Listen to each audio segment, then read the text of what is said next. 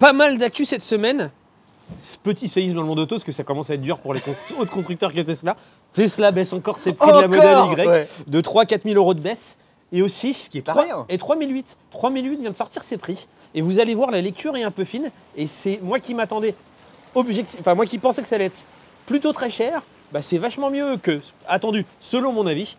T'as plein d'autres petites pépites. On a des petites pépites, on va parler de la Fiat Panda. Ouais. Restez jusqu'à la fin. Hertz. De la Dodge Charger et surtout de Hertz. Ouais. Et surtout de la stratégie aussi économique et d'un mot du patron de BMW. Oui. Restez avec nous. On s'abonne.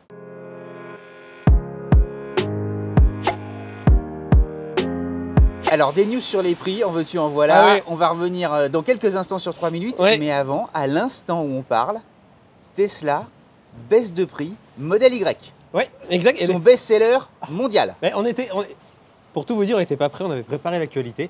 L'actualité de la semaine, c'était censé être les prix de la 3008. Là, il y a Tesla qui va me baisser de ses prix, donc on va faire et 3008 et Tesla. On est rattrapé par Voilà. le direct. Mais tant mieux, c'est sympa. On va mettre les pieds dans le plat. Modèle Y, voiture électrique la plus vendue dans le monde. Voiture électrique la plus vendue en France. Baisse ses prix.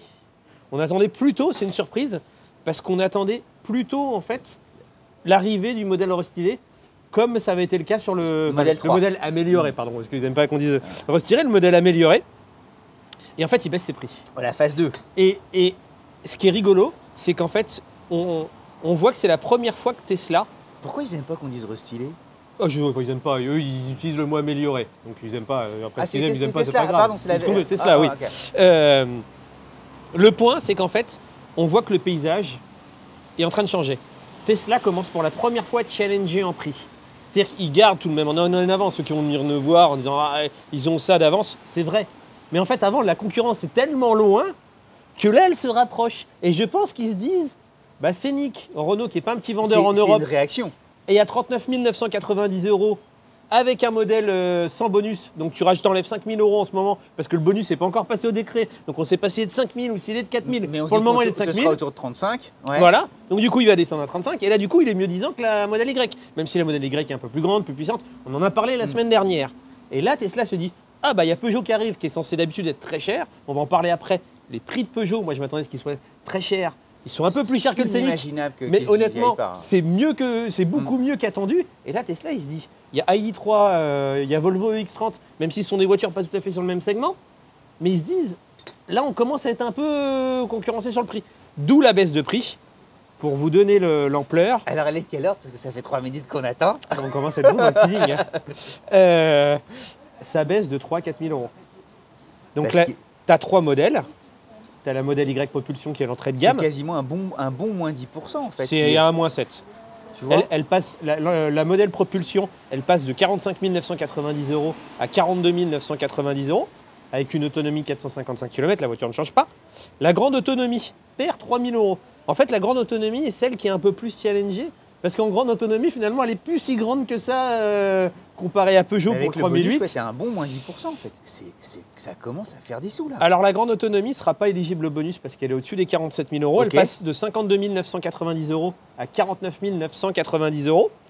Et enfin la dernière, qui est la modèle Y Performance, elle perd 4 000 €. Et donc elle perd elle aussi, je crois qu'elle est à 55 990 €. Et on va rappeler que la modèle Y est européenne puisqu'elle est tout à fait éligible au bonus. Elle est assemblée dans l'Union. Donc ça c'est. Donc le paysage n'a jamais été aussi intéressant à regarder qu'aujourd'hui. Bravo entre guillemets pour nous les consommateurs parce que les prix, et on va pas refaire tout le temps les mêmes débats, mais les prix ont fortement augmenté. Bah, là, en fait, la compète tire les prix vers le bas. Et quand tu vois les ID.3 Life Pro Max, ils commencent à 40 990 €, les Volvo X30. Ouais. Je mets au défi, dans les 20 dernières années, de chercher une telle baisse de prix sur l'ensemble du marché. Bon courage. Non, mais tu sais, franchement, c'est balèze. Hein. Ouais, mais moi, je vais te faire l'avocat du diable. Je te mets au défi dans les 20 dernières années de me trouver sur les 3 dernières années des telles hausses de prix. Je sais pas s'il y a eu autant de hausses de prix. Ça va peut-être un peu plus challengeable. En fait, on a tous oublié, parce qu'on a eu des dépenses contraintes, nos téléphones, les ordinateurs et tout ça. Quand tu te mets dans les années 70, oui. Qui n'étaient pas les années où on disait oh là là, c'est l'horreur et tout ça, le prix du carburant en monnaie constante était plus cher qu'aujourd'hui. Et les prix des voitures aussi. Et le prix des voitures. Donc, tu vois, tout est. T'as raison. Tu vois, et dites-nous dans les commentaires, nous, la réaction raison, à 24 heures, il faut toujours se méfier du populisme, la nuance, se souvenir de ce qui s'est passé et de regarder. Et toujours de la hauteur. En tous les cas, pour le paysage, c'est bien qu'il y ait un challenge des prix. Et pourquoi la semaine dernière, on s'est pris dans les commentaires en disant « Oui, mais la Scénic, vous l'avez comparée à la Model Y, c'est pas tout à fait la même taille. » Oui, c'est vrai. Oui, la Model Y offre un peu plus d'équipement, offre un peu plus de chaud. C'est vrai. Elle offre des puissances de recharge. C'est vrai. La Scénic, on sera regardant des courbes de recharge, qui était un peu le problème de la Mégane E-Tech. C'est vrai tout ça. Mais en fait, avant, Tesla avait 2 voire 3 trains d'avance, que là, en fait, on voit les trains se réduire. Et c'est tant mieux pour le paysage automobile, et c'est tant mieux pour le consommateur. Donc c'est ça qui est intéressant à regarder. En parlant de Tesla, oui. on va venir sur le 3008, qui a de joli prix. Hertz va se débarrasser de 20 000 Tesla. Ça veut dire quoi, se débarrasser de 20 000 Tesla? Ils avaient fait une énorme commande en 2021 de 100 000 Tesla Model 3, ce qui était considérable.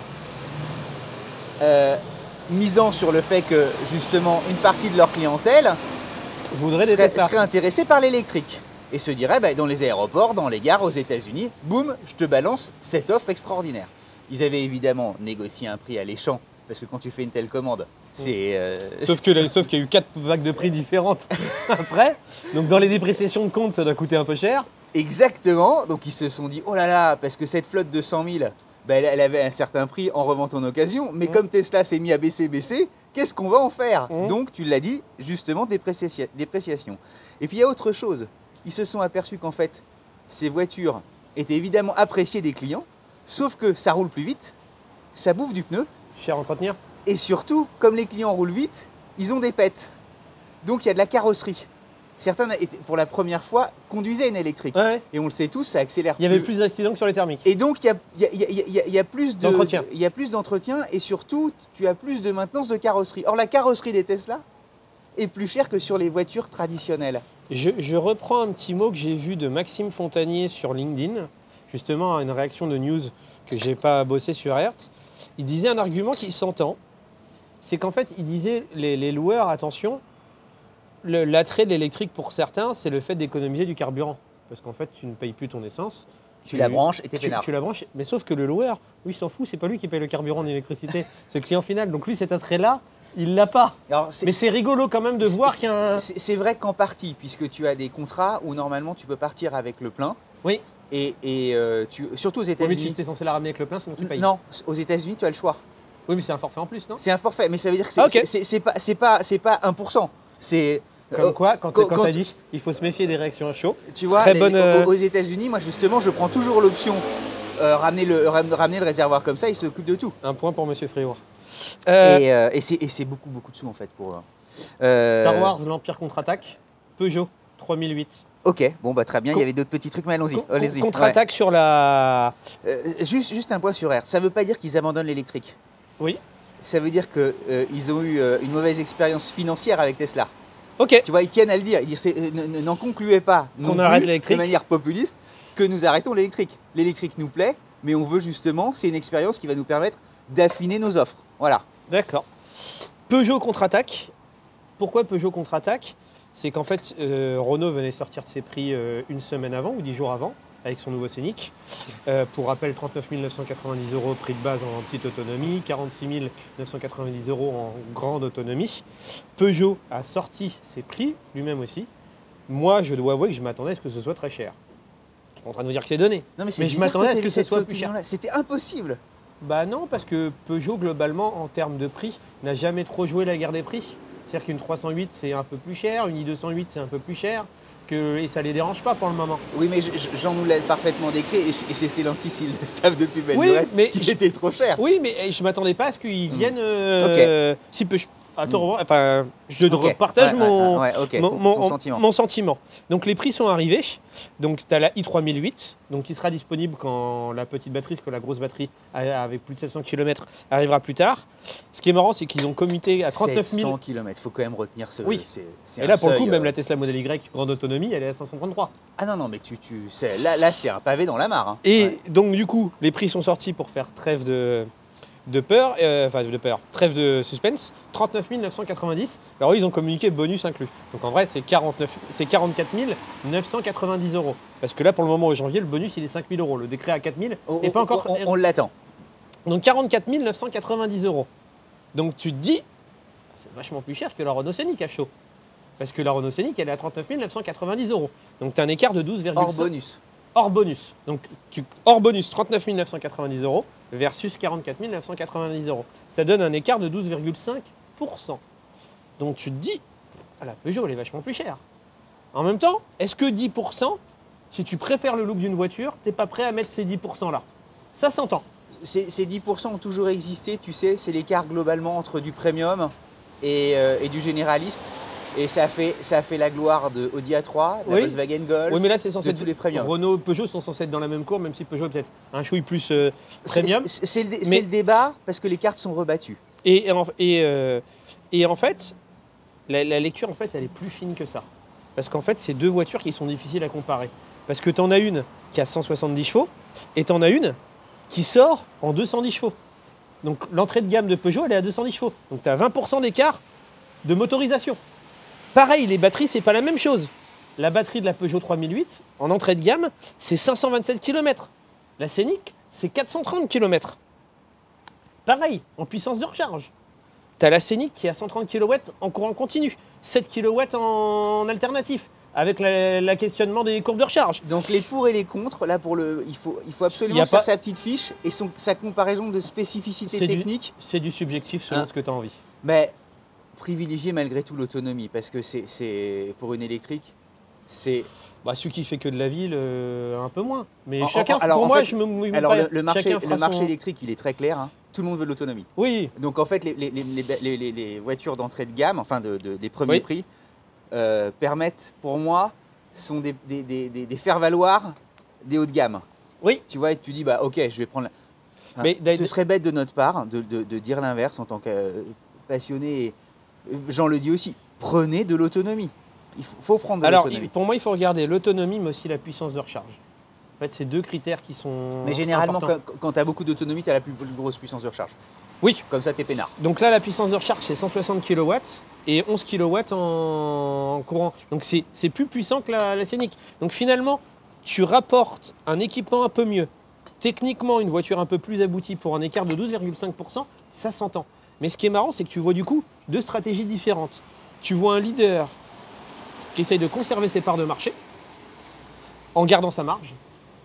Et tu vois un challenger Renault qui vient essayer de bouffer le marché en étant agressif avec une entrée de gamme. Ce que les gens aussi ne se rendent pas compte. Les gens disent que les voitures sont très chères. Vous avez raison. Mais en fait, dans les ventes, ce qui se vend, c'est les finitions haut de gamme. C'est-à-dire que dans un mixte, c'est la version la plus haut de gamme qui va se vendre chez Scénic, chez Peugeot. Et en fait, pourquoi je te parle de ça? Alors, c'est relayé aussi par un marché en France où la location longue durée et les sociétés sont des acteurs incontournables. Une voiture sur deux en France, elle est immatriculée au nom d'une société. Oui. Et globalement, pour les VP, pour les voitures particulières, c'est des voitures de fonction. Ça porte le marché. Et énormément. Et les sociétés, elles aiment bien les trucs blindés d'options. Mais même les particuliers ont tendance à prendre dans le mix les versions plus haut de gamme. Pourquoi je vous parle de ça? C'est pas innocent. Parce qu'en fait, il y a une lecture un peu fine de la grille du 3008. C'est qu'en fait, tu vas sur la grille 3008, l'entrée de gamme est à 44 990 €. Le haut de gamme, la finition GT, est qu'à 2 000 € de plus. Le step, en fait, tu le fais. Ouais. Et donc, surtout en loyer. Et donc, ça va être là le cœur des ventes. Parce que 2 000 €, tu les lisses. Oui, alors que tu vas comparer chez Scénic. Chez Scénic, pour avoir le haut de gamme, il faut que tu rajoutes 5 500 €. Donc en fait, in fine, dans ce qui va se vendre le plus, l'écart se réduit, il n'est pas autant que... Mais faites vraiment l'analyse sur les équipements, la suite Google du Scénic. Oui, très intéressante. Franchement, là, ça vaut le coup, les comparatifs sont tout à fait... Les deux, honnêtement, factuellement... les deux voitures sont objectivement, sont les deux voitures sont chouettes. D'habitude, on est subjectif, là, honnêtement, objectivement, les deux voitures sont pas trop mal. Regardez la vidéo qu'on a fait, notamment de l'intérieur du 3008. C'est spectaculaire. Oui.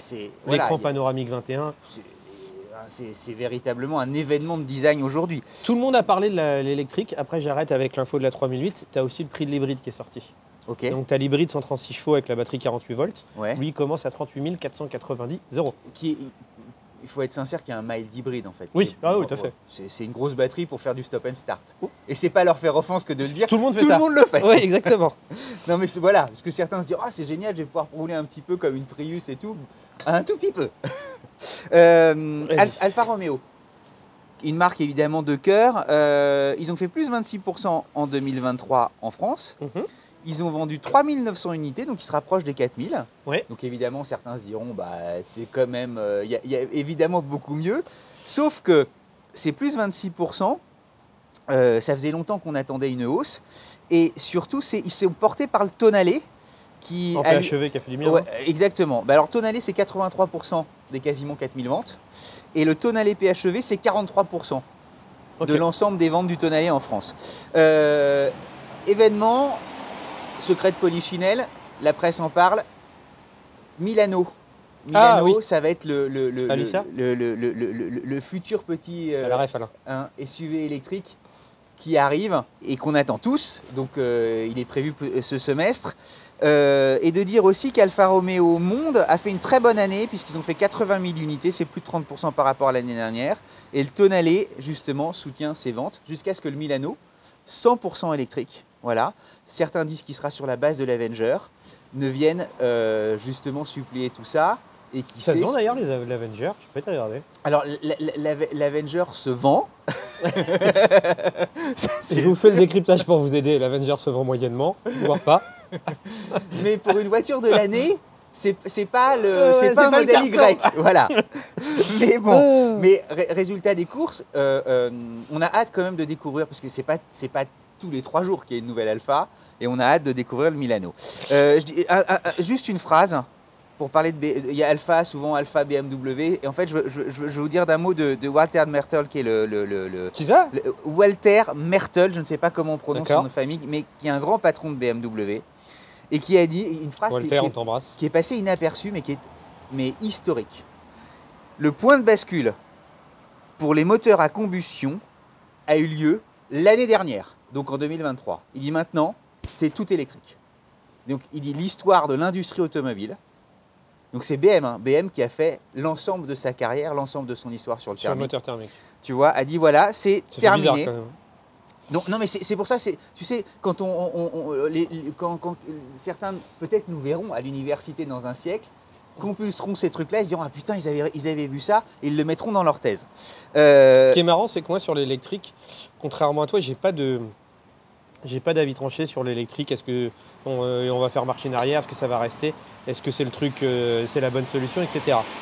Le seul truc que vous ne vous rendez pas compte dans les commentaires, et que nous on voit un peu plus, c'est qu'en fait le sujet de l'électrique, que ce soit la bonne solution ou non, déjà elle n'a pas été choisie par les constructeurs, elle a été imposée par la réglementation, elle n'a pas été choisie par les journalistes encore moins, elle a encore moins été choisie pour nous, et en plus elle n'a même pas été choisie par les consommateurs. C'est-à-dire qu'elle n'est pas plébiscitée par les consommateurs, soyons très clairs, même si la tendance commence à s'inverser, mais on est encore loin. Juste tu pourrais dire, si c'est plébiscité par les consommateurs, attendez les gars, Tesla, avec très peu d'aide, mondialement, a renversé la table. Et les études montrent que c'est encore mitigé. C'est plébiscite, ça veut dire que c'est fortement demandé. Là, c'est toléré. Là, accepté. C'est une reconstruction de l'histoire que tu es en train de faire. Les ventes de Tesla en 2015 décollent et partent au plafond. Oui, mais les études, quand il y a des études qui disent est-ce que vous êtes pour ou contre l'électrique, est-ce que vous avez envie de prendre les résultats sont quand même mitigés. Oui, mais alors, je comprends très bien ce que tu veux dire. Mais Tesla n'aurait jamais décollé autant s'il n'y avait pas eu de la demande des consommateurs. Oui, mais et demande des consommateurs qui a été niée, mais de façon... moi, j'ai eu ces débats tout le temps. Oui, mais je suis pas... Moi, alors, tu es en train de... Les ventes de Tesla, c'est la démonstration totalement inverse. Tu m'enfermes dans un truc que... Je suis pas en train de dire que les gens n'en veulent pas du tout. Je suis en train de dire que de base, c'est une demande qui part pas du consommateur. C'est une demande qui part de la réglementation. Tesla n'aurait rien vendu. Mais non, mais c'est pas parce que, regarde, Tesla aujourd'hui, ils ont fait quoi? 2 millions de voitures par an. Sur un marché à quoi? En Europe ou dans le monde à 5 Et aux États-Unis qui est surthermique. Oui, aux États-Unis, Tesla n'est pas en part de marché, c'est pas 5% du. Ah, mais ils ont commencé leur succès aux États-Unis en 2015. Je suis d'accord, mais tu regardes les chiffres de Tesla, ça représente aujourd'hui un petit pourcentage du parc automobile Des ventes de véhicules neufs. Oui, mais avant Tesla, il n'y avait rien eu. C'est-à-dire que ce débat-là qui était de dire les gens n'aiment pas l'électrique, les gens n'aiment pas l'électrique, ok, super. Non, c'est pas ce que j'ai dit. J'ai dit il n'y a pas de plébiscite pour l'électrique. Les gens, les consommateurs, bah non, quand tu as 5% de ventes, je ne sais pas quels sont les chiffres Tesla, mais c'est 2 millions, je ne sais pas quel est le volume global, mais quand Tesla, qui est en train de devenir un succès, qui est un succès, mais tu représentes que 5% du marché, c'est parce qu'aussi la réglementation t'a aidé à aller dans ce sens-là. Elle a favorisé, mais pas du tout au démarrage. Bref, c'est pas mon... Non, mais il ne faut pas enterrer ce truc-là. C'est pas mon point. Le point que je voulais dire, c'est que dans les commentaires, vous nous disiez non, mais l'électrique, ça tiendra jamais, c'est pas le bon choix, c'est pas ci, c'est pas ça. Mon point, c'était de vous dire, nous qui sommes, comme t'aimes bien dire, au cœur du réacteur, les investissements qui ont été faits par les constructeurs pour passer à l'électrique, si tu additionnes tout le monde, c'est des milliers de milliards. Ça a été trop loin, selon nous. Ça nous paraît difficile de revenir en arrière.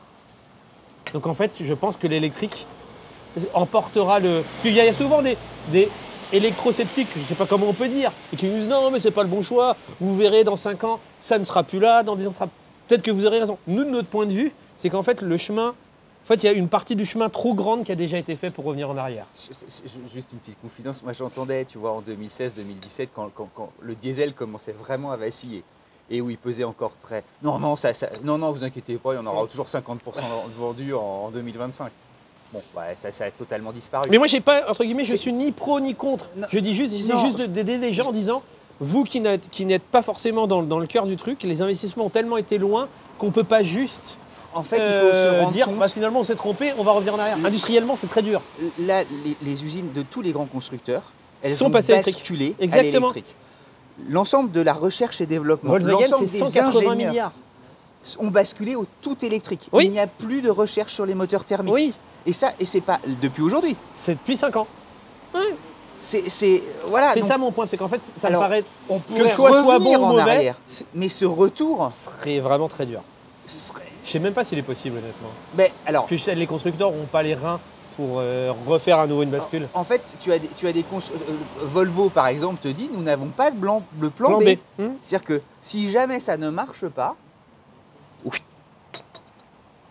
On enchaîne. 2 petites news. MG dévoilera la MG3 au Salon de Genève. MG3 qui va être attendue. Ça ne sera pas une électrique, ça sera une hybride. Et là, elle va s'attaquer aux plus grosses ventes du marché français. La 208. C'est un feu de cheminée. La Clio. Ah ouais, là, il fait vraiment froid. Deuxième petite news, on en parle assez peu. Audi Q4 e-tron. Ou e-tron, je ne sais pas comment vous le dire, moi je dis e-tron, si je me comprends en américain. Audi e-tron. e-tron. En version française, voilà. C'est un peu bizarre. Elle démarrait de base à 53 000 €, donc elle n'était pas éligible au bonus, sachant qu'elle a les critères pour être éligible au bonus. Là, en fait, ils avaient fait un premier test l'année dernière avec 400 exemplaires en vente avec une série spéciale. Ouais. Et elle était à 45 990 €. C'était parti, je crois, en 3 semaines, les 400 exemplaires. Là, ils ont refait, elle est encore en vente, donc je ne sais pas combien il en reste. 700 exemplaires, 46 990 €. Tu as un moteur de 285 chevaux, tu as une batterie de 77 kWh, tu as une Audi. Toi, Audiman ou Volvoman, maintenant, moi je suis un peu perdu. Explique-moi quand tu sais. Audi, c'est quand même génial. Et tu as 533 km pour 46 990 €, 285 chevaux, 533 km. Elle est bien équipée, siège chauffant, le virtual cockpit, les jantes 19 pouces. C'est-à-dire que l'équipement, t'es pas volé, c'est pas une voiture au rabais. Putain, j'ai envie de me la configurer. Pardon d'être vulgaire. Mais ça y est. Tu vois, on parle du Renault, on parle du Scénic, on parle du 3008. Bah là, t'as une Audi dans un prix pas très éloigné. Ouais, qui est cool en fait. Ouais. Non, mais merci de le dire. J'ai fini. Ouais, juste pour, on va ceux qui adorent le thermique auront déjà zappé.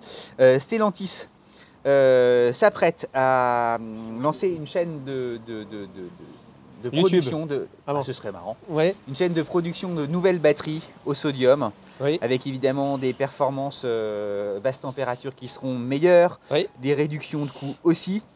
Et de fiabilité supérieure. Bref, avec Arkema, la start-up Tiamat, le tout en France, donc Cocorico. Et pour alimenter dès 2025 l'ensemble de ces nouveautés. Donc ça participe de la réindustrialisation de la France, des emplois formidables. Et voilà, donc je tenais quand même à le dire. En start-up, un petit cocorico, c'était pas prévu. Electra. Ouais. Electra, qui est un système de border charge équivalent à Ionity, qui est peut-être un peu plus connu en renommée. Ionity est peut-être un peu plus connu. Ouais. Electra, on a utilisé 2-3 fois. Honnêtement, l'expérience utilisateur, elle est vraiment bonne. Ils viennent de lever 300 millions. Bim. 300 millions dans un marché où les startups en ce moment c'est un peu dur de lever des sous. 300 millions, moi qui viens du milieu. Ouais, c'est gros. La plus grosse levée là de début d'année. Oui, et en France, c'est pas tous les jours, 300 millions. Oui, 300 millions, oui, au point que l'Elysée est applaudi. Oui, oui. Ouais. Juste un petit bonbon pour la fin. Fiat Panda. Oui. Elle va arriver. C'est pas vrai. Et la Panda, c'est quand même quelque chose. C'est génial. Alain me fait faire des... vive l'Italie. Ouais. Elle sera sur la plateforme Stella de Stellantis, donc la plateforme aussi 100% électrique. Et... Pas un diesel? Tout petit diesel. Ouais. 3 vitesses, okay. Bientôt 4 vitesses. À rampe commune, t'as des prix, des non, choses? on n'a pas les prix, mais regardez là parce que... Il y a des photos? Il y a des approches. C'est juste pour vous... Il n'y a pas de prix, pas d'infos, pas de photos? Le retour de la Panda, c'est quelque chose. Ah oui, c'est rigolo. C'est une voiture importante. C'est un monument de l'automobile. Ouais. C'est quand même cool. Et ce qu'on espère tous, c'est que cette plateforme Stella, pour les urbaines, elle est justement une très très belle autonomie. Donc les experts s'attendent à du plus de 400. Et d'ailleurs, passage, si vous avez 2 minutes, on ne vous mettra pas les photos. C'est des photos entre guillemets volées. Lancia Ypsilon, j'ai jamais vu autant de photos volées. Tu la vois de l'intérieur, des profils, de droite, de gauche. Il n'y a même besoin de faire la presse. Ça, je pense que c'est un truc où les experts de la communication et du marketing... Ça doit leur arracher les cheveux. À leurs étudiants, s'ils donnent des cours, dire faut surtout pas faire ça. Les pauvres. Bon, voilà, ils ont pour rien. C'est arrivé. Après, allez voir cet Epsilon. On en fera une émission. Vendredi, il y a quoi? Vendredi, qu'est-ce qu'on a? Je laisse un peu galérer. On a des tournages, non? Kia Sportage. Kia Sportage, ok, super. Best-seller de Kia, la plus grosse vente de la marque Kia. À voir vendredi si Alain est bon en montage. Et elle est bien dessinée. Ouais. La bise à mamie? Ouais, non, juste un petit truc, le Dodge Charger s'électrifie aussi. Allez voir. Ok. Ça, c'est génial. Ça se vend en France, ça, c'est pas disponible. Non, mais en électrique peut-être. Ok. Ça peut être cool. Allez voir ça. Les petits pouces bleus, les petits commentaires, à très vite. À bientôt.